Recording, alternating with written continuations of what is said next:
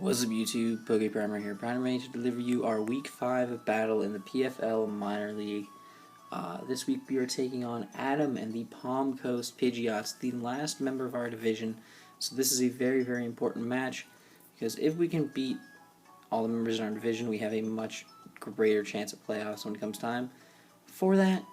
So being able to beat them now gives us a good idea of what to do in the future to make sure we can beat them even better.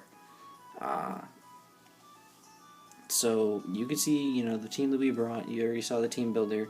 We have our Mega Lopunny, Swampert, Thundurus, Skuntank, Noivern, and Magmortar. Adam actually decided to bring a very interesting squad. I think his whole mindset here looking like honestly a sticky web setup team, and that was pretty much like his goal.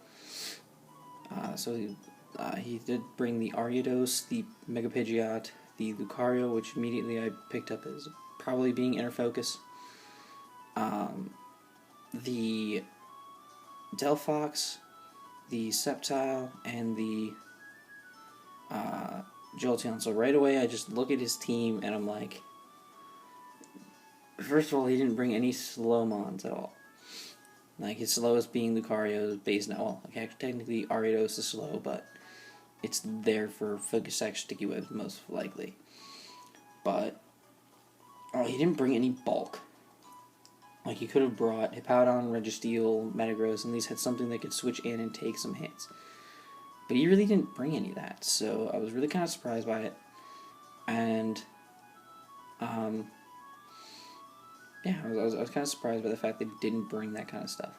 So that was one big thing I was kind of excited to see.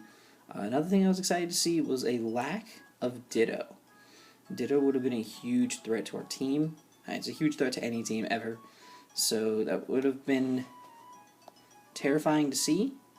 But thankfully he didn't bring it. So without further ado, we're just going to get into this. So you see my finger there. I should have been more careful about that. But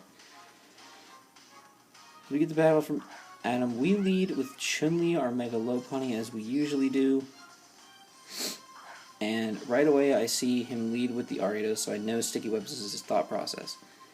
Now I know this thing doesn't get Ender Focus, so I am able to just Mega Evolve and click Fake Out. Even if he switched out, it'd be Fake Out damage on something else. Go for the Fake Out. It does about 25%, a little over 25-30%, nothing too spectacular. Now I do just go for the return because I know it will kill. It's like a minimum of like 80%. I know it'll kill, so I just go for it. Now this is an interesting turn because I had a chance to kill. I had like a 50% chance to kill this thing. It did like 91 to 109, so I decided to just go for it. I mean, if I don't kill it, it's gigantic damage against the Mega Pidgeot, and can really help for later on in the match. So I do just go for the high jump kick. It does insane damage, brings it down to about 10%, a little less maybe. And Mega Lopunny does go down to the Hurricane. At this point, I bring out my Boombat. Boombat is Scarfed and EV'd appropriately to outspeed pretty much everything on my opponent's team. And I figured, I could just outspeed this Mega Pidgeot and kill it. So I do just go for the Air Slash as he switches in his Jolteon, who takes the Air Slash very nicely. I know something is coming my way, probably an HP Ice or something. I don't want to be there, so I go out into Cannons, who is Assault Vested, so he can take the hit a little better. And he goes for the Discharge. I'm like, alright, damn. Alright, so he sees Life Orb. That's cool. So he goes for a Volt Switch now, which does a decent amount of damage to me. I decide here, I clicked Flame Charge, because I'm like, alright, well, if I hit this thing with a Flame Charge, I'll be faster than it next turn, right? So he goes on to Cypher, which is his Delphox. I'm like, alright, well, if I'll be faster than the Jolteon, I'll definitely be faster than the Delphox. Well, it turns out, lovely, that his Delphox is Scarfed. So he does outspeed me and go for the Psyshock and take out Cannons. So right off the bat, we're behind with a 5 to 4 deficit, but this is where Pepe Le Pew does what he does best.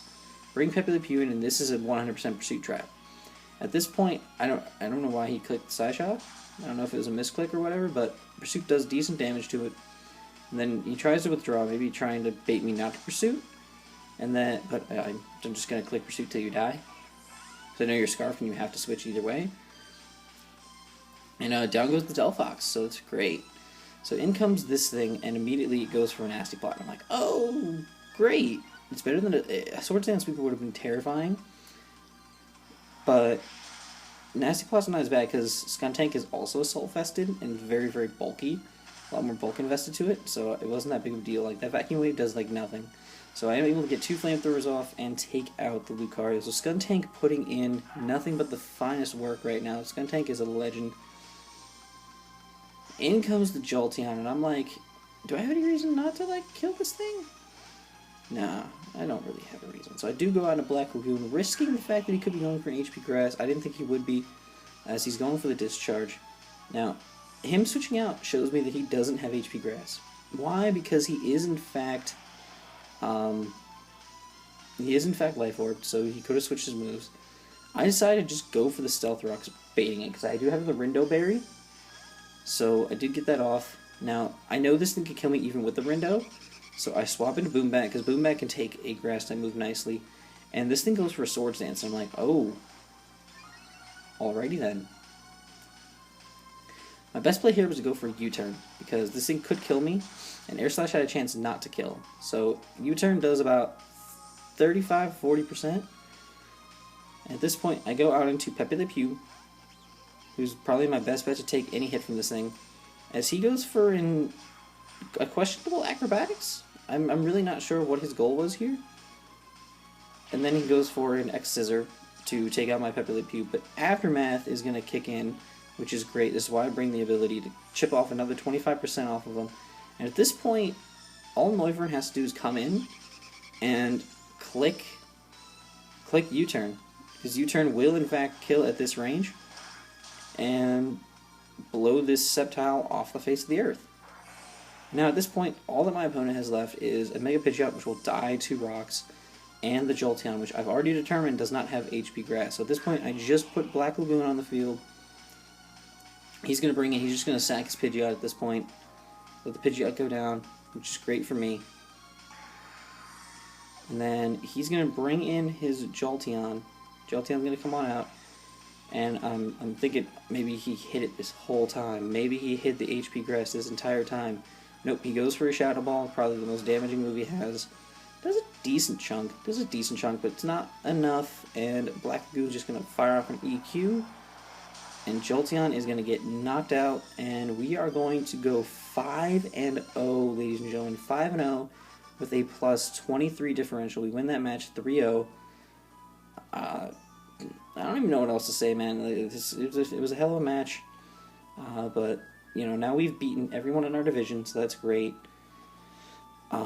Next week we take on Jamal. I don't remember what his team name is off the top of my head. I'll have to look at it, you know, when I do team building and whatnot. But we do take on Jamal. He looks like he's going to be a very tough competitor. He's one of the toughest ones that's in the league, based upon the commissioner's discussions I had with the commish. So it could be an interesting battle. But we are still undefeated, and hopefully we can stay that way. But yeah, if you guys have enjoyed this battle, please make sure to leave a like down below and subscribe if you haven't already. And until next time, guys, I'm PokePrimer, signing off.